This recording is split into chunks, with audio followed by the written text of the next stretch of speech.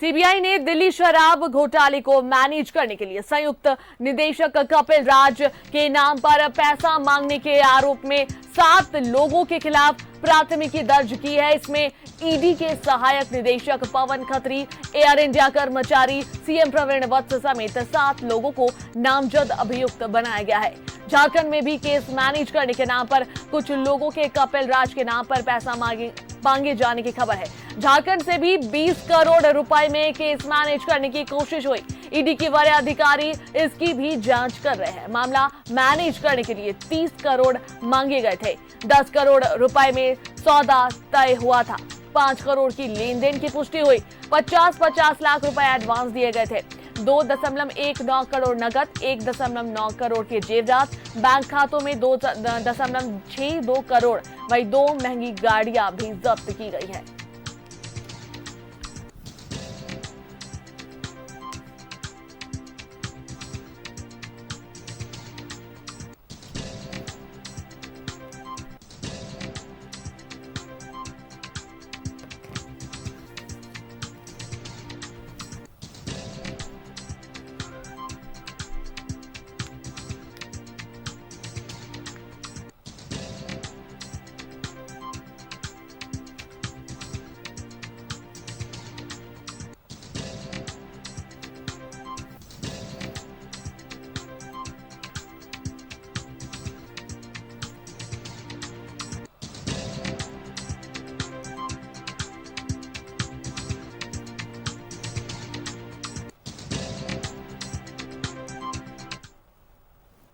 और इस पर अधिक बातचीत के लिए लाइव चैट पर हमारे संवाददाता दीपक न्यूज रूम से जुड़ रहे हैं हमारे साथ।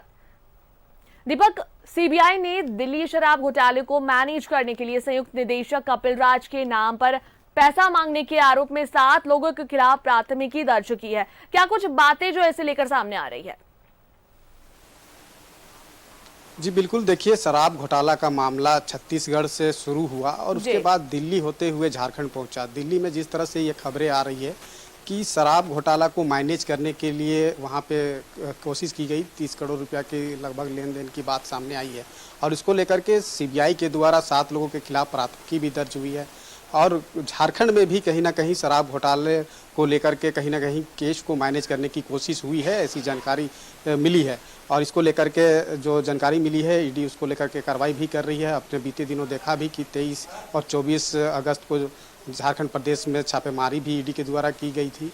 कई लोगों को बुलाकर पूछताछ भी हुई थी। तो कह सकते हैं कि जिस तरह से ये बड़ा सिंडिकेट बना करके शराब घोटाला पूरे छत्तीसगढ़ हो या दिल्ली हो या फिर झारखंड प्रदेश हो, यहाँ पे की गई है और कहीं ना कहीं राज्य सरकार को भी इससे बहुत बड़ी राजस्व की क्षति भी पहुंची है। तो जिस तरह से छत्तीसगढ़ में ये घोटाला हुआ है बड़े पैमाने पर और उसके बाद दिल्ली में हुआ है और दिल्ली में जो खबरें निकल कर सामने आ रही है कि कहीं ना कहीं केस को मैनेज करने की कोशिश हो रही है, तो जाहिर सी बात है कि जब केस को मैनेज करने की कोशिश हो रही है और इसकी सूचना जब सीबीआई को मिली है तो सीबीआई 7 लोगों के खिलाफ प्राथमिकी दर्ज की है और उस पर कार्रवाई भी होगी। और उसके बाद जैसे कि झारखंड प्रदेश में ये खबरें निकलकर सामने आ रही है कि झारखंड प्रदेश में भी जो शराब घोटाला एक बड़े पैमाने पे हुई है, एक सिंडिकेट बनाकर की गई है, तो वैसे में झारखंड प्रदेश में भी कहीं ना कहीं केस को मैनेज करने की हर संभव कोशिश हुई है और ये जानकारी मिली है और उसी के आधार पर तमाम चीज़ों की जांच जो है ईडी कर रही है कि आखिर केस मैनेज किस आधार पे और कैसे किन लोगों के द्वारा किया गया है। तो इन तमाम चीज़ों को ईडी पूरी तरह से खंगाल रही है क्योंकि ये एक बहुत बड़ा सिंडिकेट से जुड़ा एक मामला है और इससे कहीं ना कहीं राज्य सरकार को क्षति भी हुई है और राजस्व की प्राप्ति चूंकि शराब से बड़े पैमाने पे होती है। अब वैसे में अगर इस तरह का केस सामने आता है और केस को मैनेज करने की अगर कोशिश होती है तो जाहिर सी बात है कि इसके खिलाफ कार्रवाई होनी भी चाहिए और वो कार्रवाई अब होने वाली है जैसा सूचना मिल रहा है।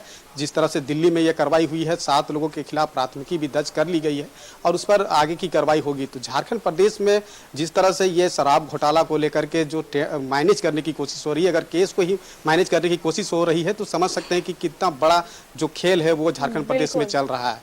और वैसे में जो सूचना मिली है कि लगभग 20 करोड़ रुपया में मैनेज करने की कोशिश जो है वो हुई है। हालांकि इसकी अभी सूत्रों के हवाले से ये खबर है और इसको लेकर के लगातार अब जांच हो रही है कि आखिर केस मैनेज किस आधार पे कैसे हो रही है और इन तमाम बिंदुओं पर जांच हो रही है। अब जांच के बाद आप देखना होगा कि क्या कुछ चीज़ें सामने निकल कर आती है, लेकिन ये एक बहुत बड़ा मामला है। सिंडिकेट बनाकर जिस तरह से छत्तीसगढ़ से शुरू हुई और दिल्ली होते हुए झारखंड प्रदेश पहुंच रही है। दिल्ली में जिस तरह से 7 लोगों के खिलाफ प्राथमिकी दर्ज हो चुकी है, तो आने वाले समय में ये भी देखना होगा कि क्या झारखंड प्रदेश में जिस तरह से केस को मैनेज करने की कोशिश हुई है तो किन लोगों तक वो जांच पहुंचता है और किन लोगों को गिरफ्तार कर पाती है या फिर प्राथमिकी दर्ज होती है। जी दीपक, हालांकि ये 5 करोड़ रुपए की लेन देन की जो है इस बात की पुष्टि हुई है, इस पर क्या कुछ बात सामने आ रही है? जी बिल्कुल, ये बात सामने जरूर आई है कि 5 करोड़ रुपया की पुष्टि हो गई है कि इस केस को मैनेज करने की हर संभव कोशिश हुई है। इन तमाम चीज़ों को लेकर कार्रवाई चल रही है। अब जांच का दायरा जैसे जैसे आगे बढ़ेगा, जिनकी इन्वॉल्वमेंट इसमें रही होगी या है वो सामने आएंगे और उसका चेहरा पर्दाफाश होगा।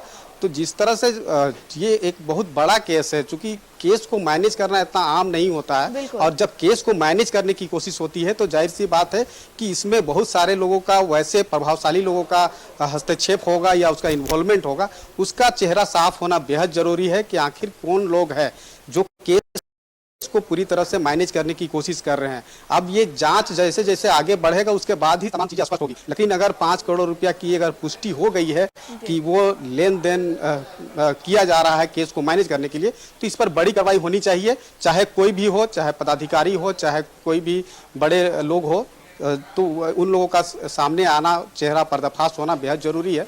और ईडी अपना काम कर रही है। जैसे जैसे जांच का दायरा आगे बढ़ेगा, जो लोगों का इन्वॉल्वमेंट है, जिन लोगों के द्वारा केस को मैनेज करने की कोशिश की जा रही है या की गई है, तो उन लोगों का चेहरा सामने जरूर आएगा। ईडी जांच कर रही है तमाम बिंदुओं पर, तमाम चीज़ों पर कि किस तरह से सिंडिकेट बना करके ये बड़े पैमाने पे जो है अवैध तरीका से खेल हुआ है और केस को मैनेज करने की कोशिश हुई है। तो तमाम बिंदुओं पर ईडी की कार्रवाई हो रही है। अब देखने वाली बात होगी कि आने वाले समय में जो जांच का दायरा बढ़ेगा और केस को मैनेज करने की जो कोशिश हुई है उसमें किन किन लोगों का चेहरा है वो सामने आने के बाद ही स्पष्ट होगा। लेकिन इतना जरूर है कि ये बहुत बड़े पैमाने पर यहाँ पे झारखंड प्रदेश में शराब का घोटाला हुआ है और इसको लेकर के ईडी की कार्रवाई लगातार जारी है।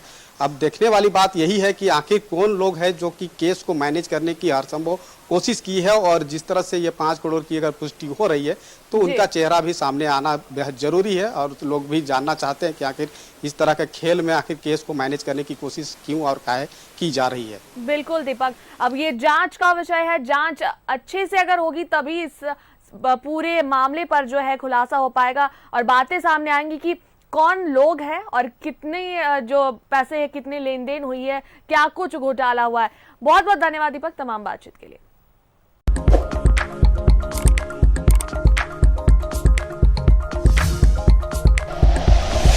Like and share videos, subscribe करें हमारा चैनल और प्रेस करें बेल आइकॉन। न्यूज़ 11 भारत, सच है तो दिखेगा।